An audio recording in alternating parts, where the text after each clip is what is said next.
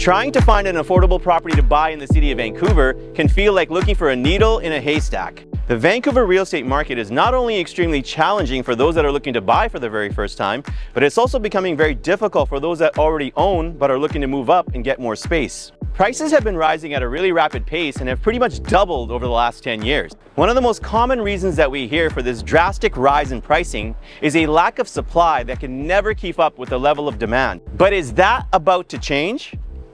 In this market report video, I'm going to talk about a policy that the City of Vancouver has recently approved to increase the supply. I'll go over the types of homes that were approved and what buyers can expect to pay for them. And I'll share my thoughts on how likely this policy is to succeed at increasing supply and improving affordability.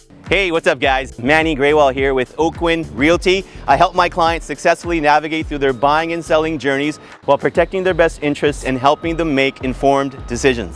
The City of Vancouver has been working on strategies to increase the supply and improve affordability. The main way that they're going to do that is by addressing the missing middle. The missing middle refers to the properties that will fill the gap between detached homes and mid to high-rise apartments.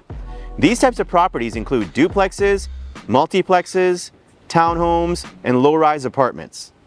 Duplexes were already approved back in 2018 across all RS zone lots, and as of September, multiplexes were also approved under the city's gentle densification policy. So how many units can be built on a lot, and what are the lot requirements? Let's take a look. The minimum lot size is 4,000 square feet with a minimum frontage of 32.8.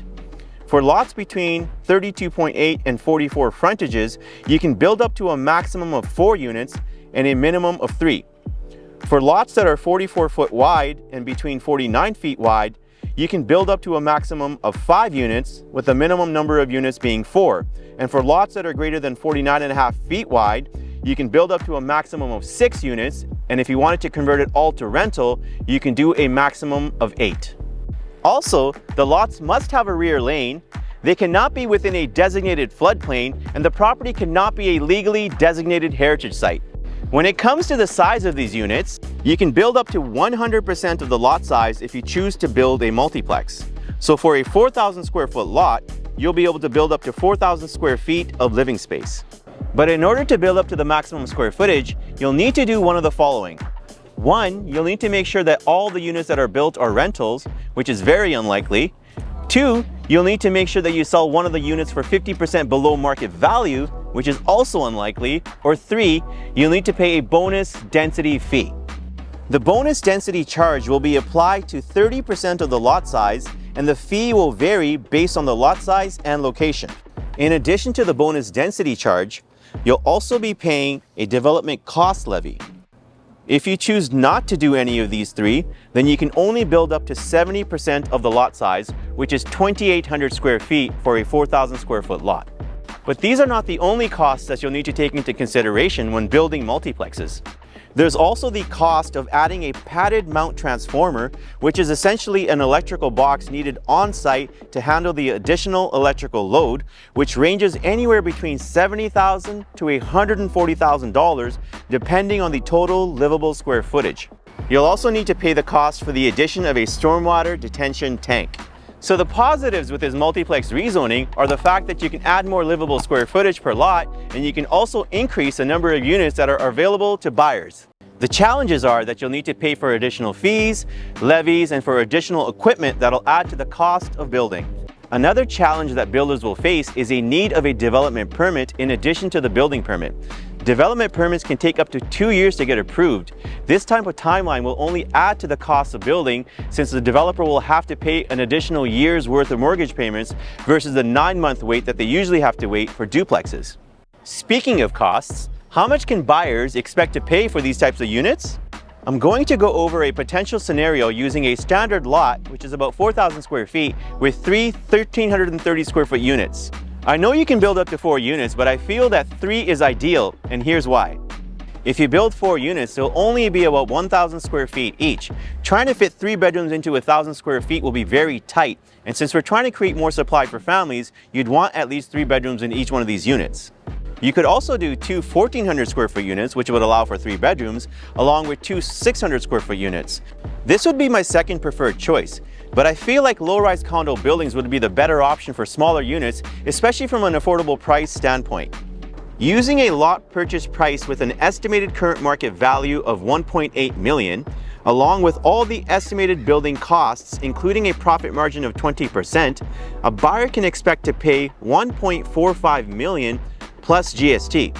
Now, this is only the case if the city can reduce the wait time from 2 years to 9 months, as is the case with duplexes.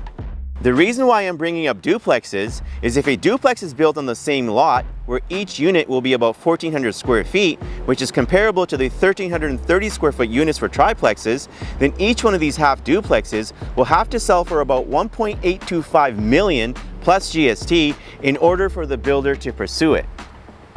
So even with all these additional fees that are required to build a multiplex, it will still be more attractive to builders, especially if the wait times can be cut down.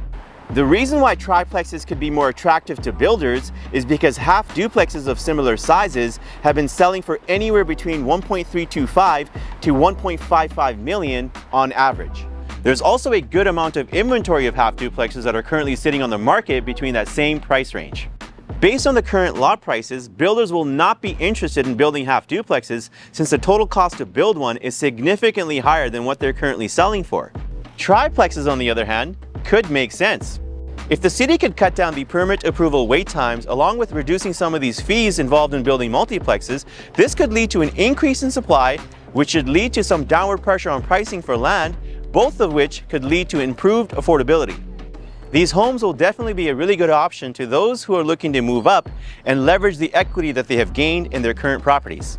With that being said, these types of homes will not lead to improved affordability or availability for middle-class families who are looking to buy for the first time, since a $1.45 million purchase will require a 20% down payment and a household income of $300,000. For median income households, we'll need to increase the supply of properties that are within the $550,000 range, and the only way to do that is to significantly increase the number of apartment buildings and also find a way to limit, and I know this is anti-capitalism, the number of properties that are available for investment. The city has made announcements recently as well of increasing the supply of low-rise buildings along with townhomes. The best case scenario would be to have some of these units available for those that are looking to buy for the first time, but based on what we're seeing, it's a lot more likely that these homes will only be available or viable to those that are looking to move up. Hopefully, the city can accelerate their plan of increasing the supply since it's been so long overdue. For those of you who cannot wait or are skeptical of the city following through, you can click on the link below to schedule a complimentary strategy session. In the strategy session, I'll share with you the best buying opportunities that are available to you right now based on your ideal budget and preferences. Or if you prefer, you can call me, you can text me, you can email me. I promise you that I'll provide you with an informative, pressure-free conversation. Thanks for watching and have a great day.